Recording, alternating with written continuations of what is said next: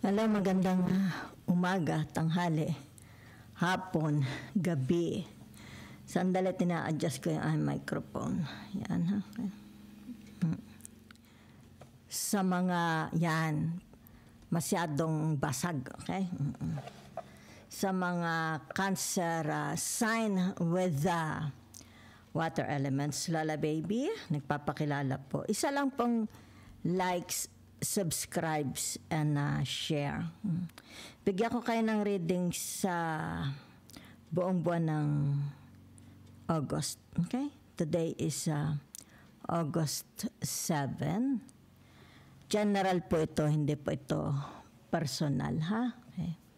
If you want a private reading, yan. Feel free to send me email. Nandun po email ko sa profile.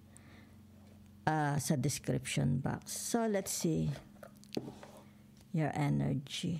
Yan ha.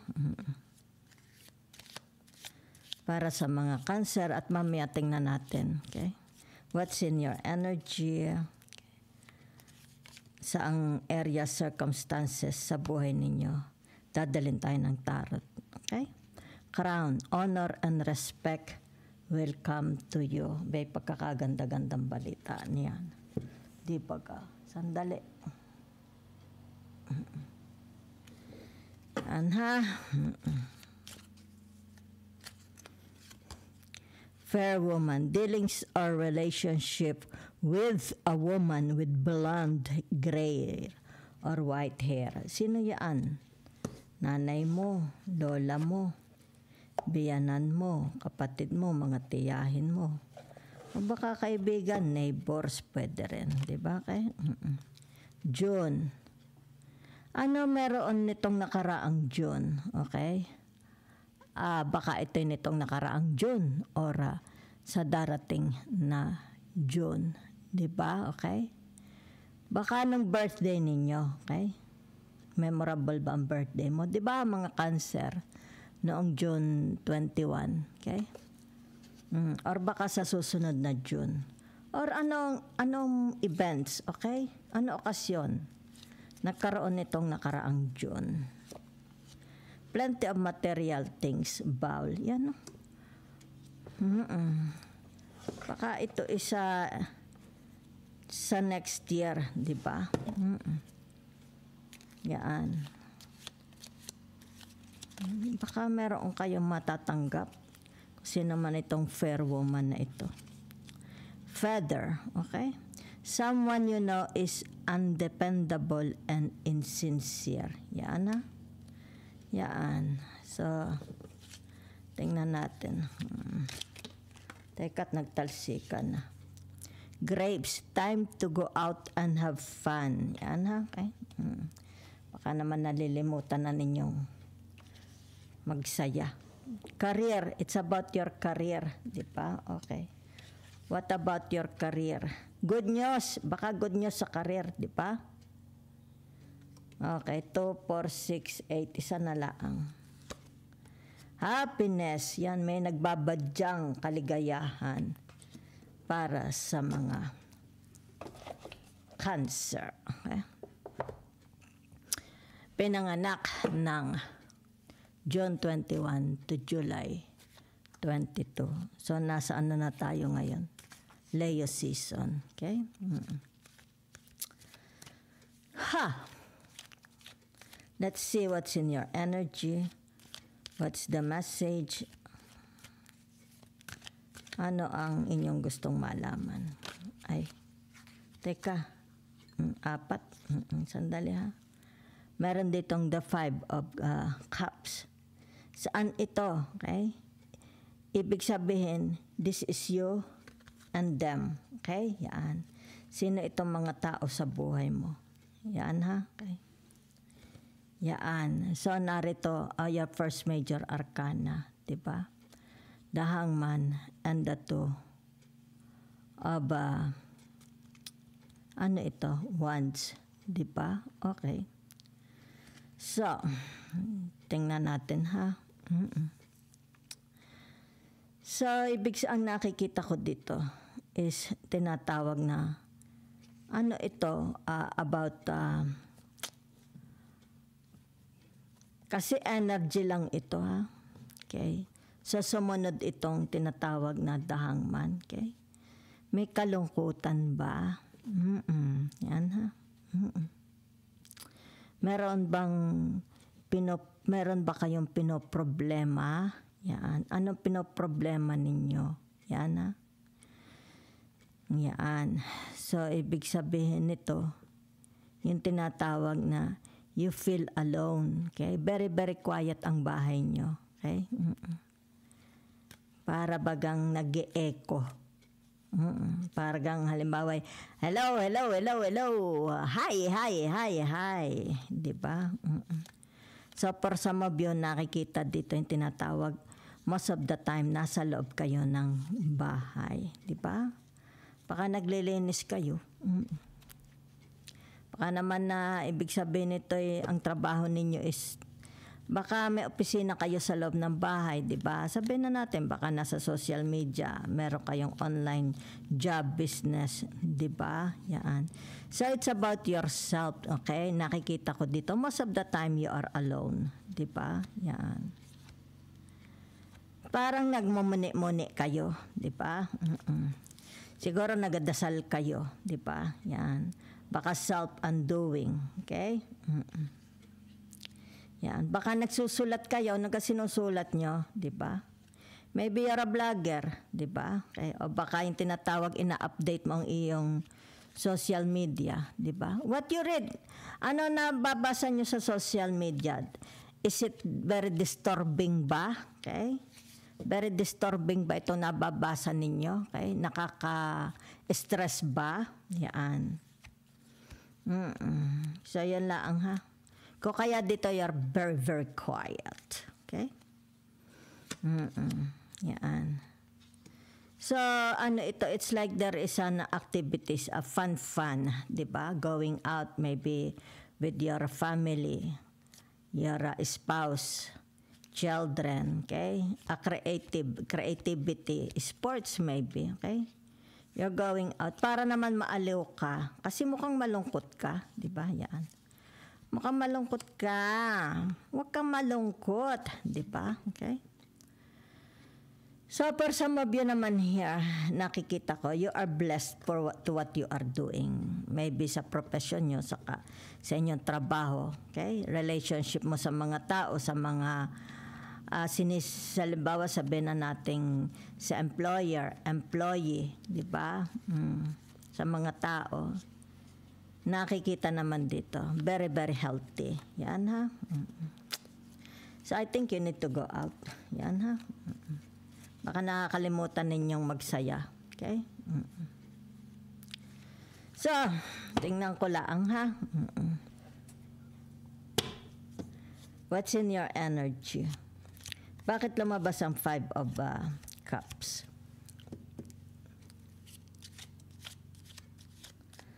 Okay. May pagkamaramdamin kayo. Ano? Yan, oh. It's like, halimbawa, sabihin na natin may narinig ka, meron kang, halimbawa, criticism. Bawa sabihin natin may namintas or pinag-usapan ka, something like that. Madali kang tablan. Diba? Yan. Kumbaga dito, ano ang iyong ginagawa agad? Ini-evade mo. Diba? It's like you are hiding.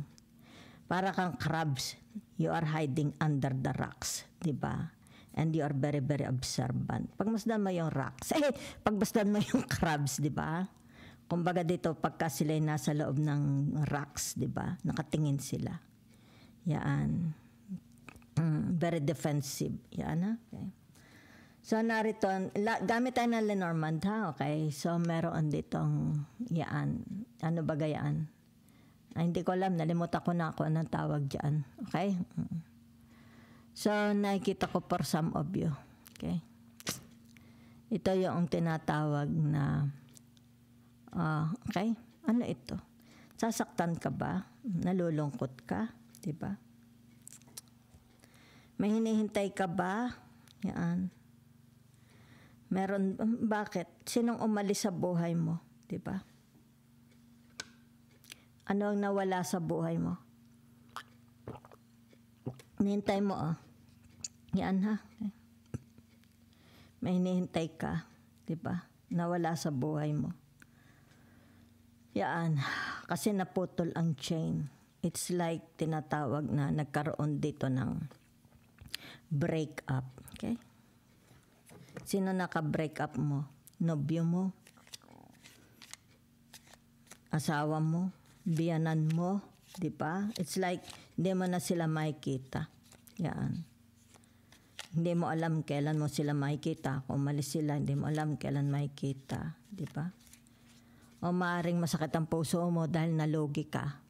Baka nabangkarote ang iyong negosyo. Or wala kang trabaho. Di ba?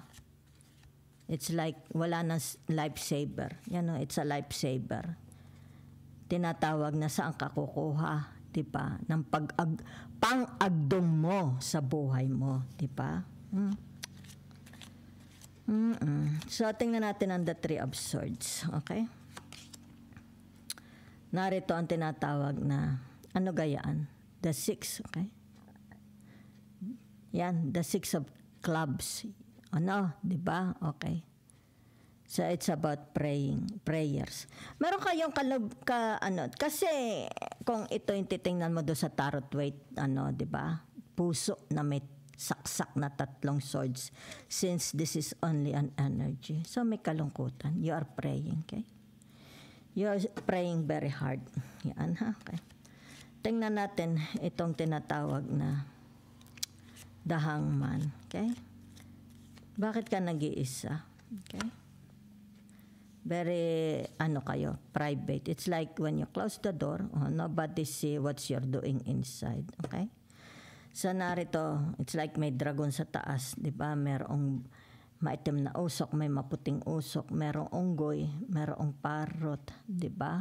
Okay. So tingnan natin ha. Okay. So ibig sabihin nito, for some of you, it's like tinatawag na there is a problem, iniiwasan ninyo. You don't want to see it. It's like tinatawag, nag-shut off kayo, 'di ba? It's like pasok na ako sa kwarto, wala na akong pakialam sa inyo, 'di ba? Kasi merong itim tsaka puti. Ano ito? May nagbabadya, okay? May nagbabadyang masamang balita, meron bang ibig sabihin nito away sa magkakapatid man ito, social media, 'di ba? Kamag-anak, sa school, kung estudyante kayo, kung teacher ka, has it something to do about your work, about your communication, di ba? Kung kaya dito, it's like tinatawag, you prefer to keep quiet, di ba? Kasi baka pag nagsalita ka, pagsisihan mo, di ba? Yan. Baka pagsisihan mo. Yan. It's like tinatawag, may chismis. Kung naman itong chismis na ito, tinatawag na hindi mo pinapatulan, ayaw mo patulan, di ba? Okay. Yan. So you prefer to keep quiet, okay? Tingnan natin ang the two of wands, di ba? So may mag-unlock dito, di ba? Yan. Ano itong i-unlock na ito, di ba? It's like tinatawag, meron kang you have the key to unlock. Okay? Anong i-unlock mo? Diba? The truth. Parang bagay yung tinatawag katahimikan, babasagin mo. Pa! Babasagin mo yung katahimikan sa buong bahay. Diba? So, maaaring ito yung tinatawag na, matagal na tayong tahimik. Tayo muna yung magsaya. Diba? Time to go out. Diba? Yan. Yun ang nakikita ko sa inyo. Okay? May babasagin kang katahimikan. Okay? Siguro masyadong very, very tight ang tinatawag na very, very stressy. Diba? Mahigpit. Masyadong mahigpit. Baka hindi na makahinga. It's like suffocation. Diba? You are feeling suffocated. Kung kaya dito babasagin, di ba? Okay. So narito ang the Ace of Wands, okay? Tingnan natin ang Ace of Wands. Siguro ito yung tinatawag na kasi masyadong silent, di ba? Yan, ang the Two of Wands, masyadong silent, babasagin, di ba? Para ito'y lumabas sa sistema. Okay? Maalis, unleash. Okay? Unleashing. Undoing. Diba? Okay? Cleansing. Masyado mabigat. Kailangang ilabas. The Ace of Wands. Teka muna. Sino gaare? Meron ditong disease na matay. Okay? Yan ha. Sino gaaring namatay na are? Yan. Ibig sabihin ito'y baka ito'y kamag-anak, di ba? Biyanan, balae, asawa, di ba? O baka sabihin natin may sakit, namatay sa sakit. Okay? So there is an invitation. It's like a condolence. Maybe you will receive a condolence. Or baka kayo, di ba, ang it's like tinatawag, i-announce. There is an announcement, di ba? Okay. Maaari ito'y burial, di ba? Funeral, okay? So tingnan natin ang tinatawag the Eight of Wands. Yan, ha? Okay. Okay, meron ditong tinatawag na, yan, choosing a path, di ba? 2 paths. Yan, ha? Okay. So, anong ibig sabihin nito? Di ba? It's like maybe, kasi ito the eight of wands, di ba? Sabihin na natin, it's about you have a calling, di ba? Okay? It's like I'm tired of my life. It's like sasabihin natin, there is a calling. Pumunta ako sa, halimbawa, from the city, nakatira ka, maybe you will live in the mountain, in the province, in the seaside, in the kabukiran, di ba? Or maybe pagod ka na sa pag-abroad, you prefer to stay at home. Or dyan ka na lang sa Pilipinas, simple life, doon ka na lang magwo-work, di ba? And you will share your experience, di ba? When you were working abroad, di ba? So for some of you, it's about calling. It's like tinatawag, you have a calling, di ba? What's your calling? Maglingkod sa mga kapatid, maglingkod sa asawa, maglingkod sa kapwa, di ba? It's like humanitarian charity, di ba? So it's about calling, di ba? It's like God is calling you for a reason, di ba? So tingnan natin tinatawag na the message of your angels, di ba? Or advice para sa mga Cancer. The King of Michael, di ba? Okay? So nakalagay dyan, wisdom and objectivity are important now. Okay? So nakikita ko dito, napaka-importante. It's about your happiness, di ba? Yan. So maybe in the month of June or whatever is this nangyari sa tinatawag na the month of June, maybe you need to tinatawag na pag-isipan ito. Di ba? Okay? So maybe sabihin na natin, okay? Stay in your integrity. Di ba? Yan, no? Okay? A situation that calls for honest and open communication. Di ba? Okay? Yan, ha? Yan. Kasi meron dito, it's like someone you know is undependable and insincere. Siguro kailangan mo itong komprontahin kung sino itong taong ito para ma-maintain ang tinatawag happiness, di ba? So, kita mo ito. Meron ditong career in your energy, di ba? Maybe, kaya dito, it's like tinatawag, God is calling you for a mission, di ba? Maybe a new career, di ba?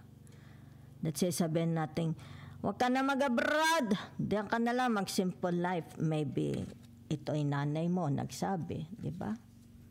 O baka biyanan mo, kung sino man yan, di ba? So for some of you, whatever is this, it's like tinatawag na nungkulan ito, di ba? Kasi narito ang honor and respect will come to you, di ba? So, maaari ito a politiko, a politician, a gobara. Nag-ano siya, kaya tinatawag na nanungkulan sa gobyerno. Diba? Kaya meron dito. It's like pararangalan. Baka ito'y sa libingan ng mga bayani ililibing. Diba? So, meron ditong tinatawag pagpaparangal. Okay? So, yan ha. So, yun lang po ang nakita ko for you. Okay? Yan ha. So, for some of you, nakikita ko dito. You are praying. Yan, you're praying. So, that's the, message, advice for you from Michael. Okay? Archangel Michael. Thank you very much.